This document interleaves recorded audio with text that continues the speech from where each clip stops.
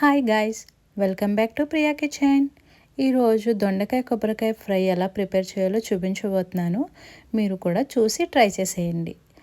ఇప్పుడు stove on చేసుకుని ఒక కడాయి పెట్టుకొని ఒక 2-3 టేబుల్ స్పూన్స్ ఆయిల్ యాడ్ చేసుకుని పోపు గింజలు యాడ్ చేసుకుని ఈ విధంగా కలిపేసుకోండి. ఇవి బాగా వేగితే చాలా బాగుంటుంది. కరకరలాడుతూ ఈ విధంగా గోల్డ్ కలర్ వచ్చేంత వరకు వేయించుకోవాలి.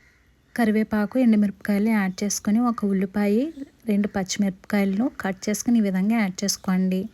ఇవి బాగా మగ్గడానికి, త్వరగా మగ్గడానికి సాల్ట్ అనేది యాడ్ చేసుకోవాలి. మీరు కర్రీని బట్టి సాల్ట్ అనేది యాడ్ చేసుకోండి.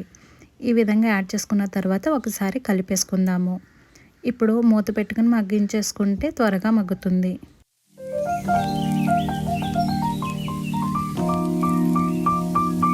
చేసి పక్కన పెట్టుకున్న ఈ దొండకాయలను కూడా యాడ్ చేసేసుకుందాము.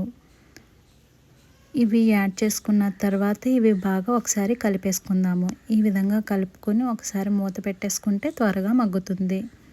సరే ఫ్రెండ్స్, మన ఛానల్ని ఎవరైనా కొత్తగా చూస్తున్న వారు ఉంటే సబ్స్క్రైబ్ చేయండి, షేర్ చేయండి, లైక్ చేయండి. పక్కనే ఉన్న బెల్ ఐకాన్ క్లిక్ చేస్తే నేను పెట్టిన ప్రతి వీడియో మీ వరకు త్వరగా రీచ్ అవుతుంది.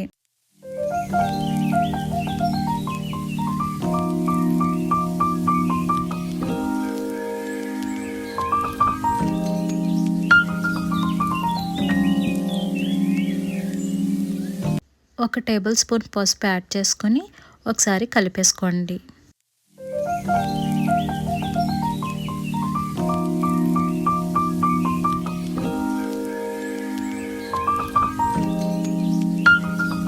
ఈ విధంగా కలుపుకున్న తర్వాత ఒక 2 టేబుల్ స్పూన్స్ కారం యాడ్ చేసుకొని ఒకసారి కలిపేసుకోండి.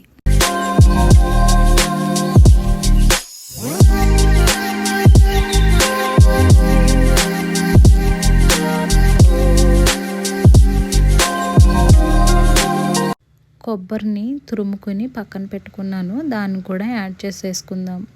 ఈ విధంగా యాడ్ చేసుకుని ఒకసారి కలుపుకొని సిమ్లో పెట్టుకుని బాగా మగ్గించుకోండి. పచ్చివాసన పోయేంత వరకు మగ్గించుకుంటే చాలా బాగుంటుంది. చూసారా ఫ్రెండ్స్, చాలా అద్భుతంగా ఉంటుంది. తిన్నారంటే అసలు వదిలిపెట్టరు మీరు. మరి మీరు కూడా ట్రై చేయండి. మీకు ఎలా వచ్చిందో మెసేజ్ చేసేయండి నాకు.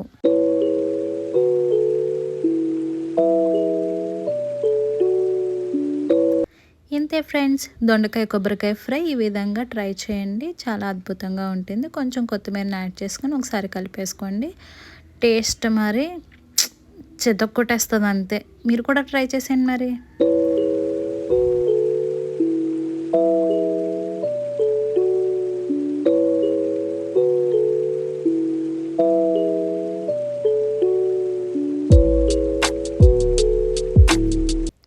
చూసారా ఫ్రెండ్స్, చూడటానికి ఎంత అద్భుతంగా ఉంది అంటే తింటే చాలా బాగుంది ఫ్రెండ్స్.